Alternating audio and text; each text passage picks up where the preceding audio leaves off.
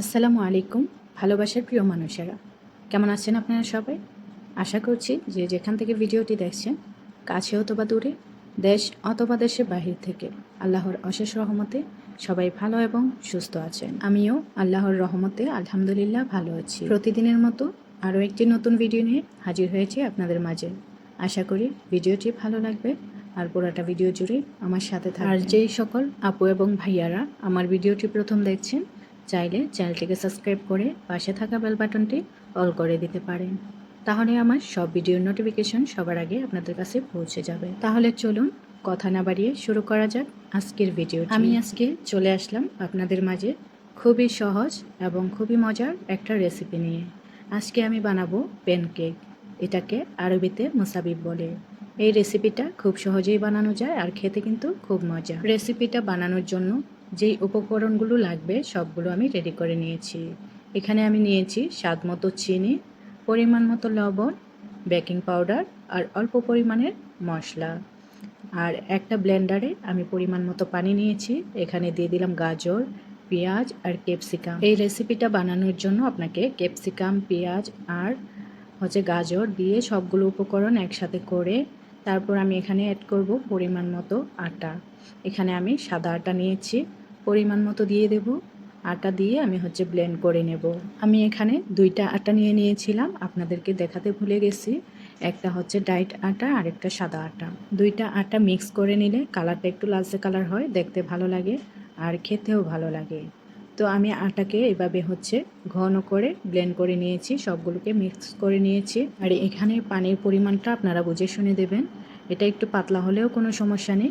এই তো আমি যেভাবে বানিয়েছি এরকম পাতলা হলে খুব সুন্দর হবে। তো আমি প্যানটাকে ভালো করে গরম করে নিয়েছি, তেল দিয়ে একটু ব্রাশ করে নিয়েছিলাম আগেই। তারপর ভালো করে গরম করে তারপর আমি প্যানকেকগুলো বানানো স্টার্ট করে দিলাম। আর যে প্যানটা আপনারা দেখতেছেন এটা মূলত এই প্যানকেকগুলো বানানোর জন্যই আনা হয়েছিল।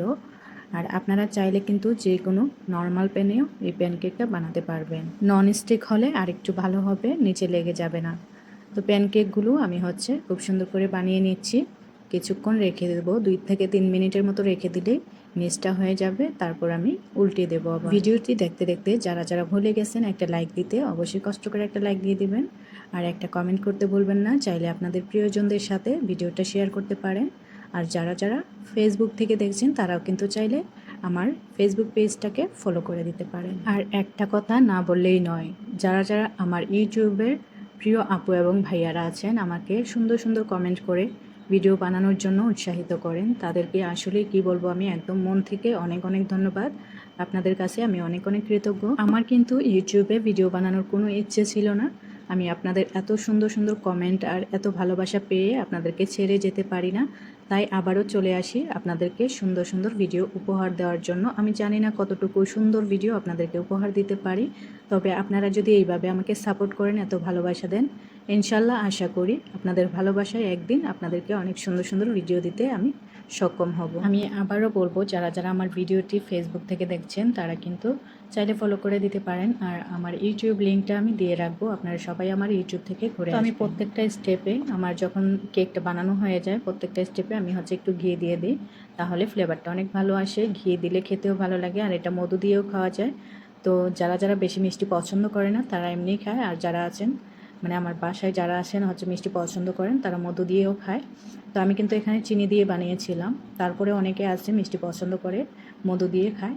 তো আমার কাছেও মধু দিয়ে খেতে খুব ভালো লাগে, আর এমনিতেও একটু মিষ্টি মিষ্টি, কারণ আমি এটা বানানোর সময় অনেক পরিমাণে চিনি দিয়েছিলাম। এটা আমার বাসায় মাঝে মধ্যেই বানানো হয়, বিকেলবেলা চায়ের সাথে সবাই বসে বসে গল্প করে আর খায়, খুব মজা করে, আর সবাই অনেক পছন্দ করে। এই রেসিপিটা সম্পূর্ণই আমি আমার নিজের রেসিপিতে বানিয়েছি, আমি কারো কাছ থেকে শিখিনি। এটা আমার মাথায় আসছিল একদিন যেভাবে বানালে কেমন হয় দেখি। তো একদিন বানিয়ে যখন বাসায় সবাইকে খাওয়ালাম, তো সবাই অনেক পছন্দ করলো। তারপর থেকে আমি বানানো শুরু করে দিই। এখন মাঝে মধ্যেই বানাই বাসা সবার জন্য। প্যানকেক কিন্তু অনেকভাবেই বানানো যায়, তবে এইভাবে একবার আপনারা বানিয়ে ট্রাই করে দেখবেন কতটা ভালো লাগে। আর এখানে আমি গাজর, ক্যাপসিকাম, পেঁয়াজ এভাবে বেরেস্তা করে নিয়েছিলাম, উপর দিয়ে দিয়ে দিলাম। এটা দিয়ে খেতে আরও খুব বেশি ভালো লাগে, এই বেরেস্তাটা দিয়ে খেতে আরও মজা হয়। তো আমি একটু বেশি করে পেঁয়াজ আর গাজর কুচি করে এবার ভেজে নিয়েছি, তাও আবার অলিভ অয়েল দিয়ে।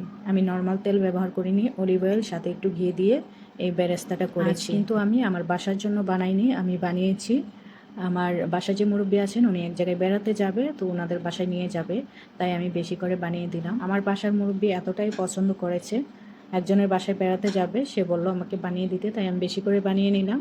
উনি অনেক পছন্দ করেছেন এই রেসিপিটা। আপনারা কিন্তু চাইলে বাসায় বানিয়ে ট্রাই করতে পারেন। আর সৌদি আরবের মানুষের একটা নিয়ম আমার খুব ভালো লাগে, ওনারা যদি কারো বাসায় বেড়াতে যায় তাহলে অবশ্যই সাথে করে চা, কফি, তারপর হচ্ছে যে কোনো কিছু একটা বানিয়ে নিয়ে যাবে। এই নিয়মটা আমার খুব ভালো লাগে। সৌদি আরবের কিছু কিছু নিয়ম আছে যেগুলো আমার কাছে আসলেই ভালো লাগে। আমি সব ভিডিওতেই আপনাদেরকে একটু একটু করে বলে বোঝানোর চেষ্টা করব সৌদি আরবের নিয়ম কারণ। তো এই ছিল আমার আজকের ভিডিও, আজকের রেসিপিটি আপনাদের কাছে কেমন লাগলো অবশ্যই কমেন্ট করে জানাবেন। আর সবাই ভালো থাকবেন, সুস্থ থাকবেন। আল্লাহ হাফেজ।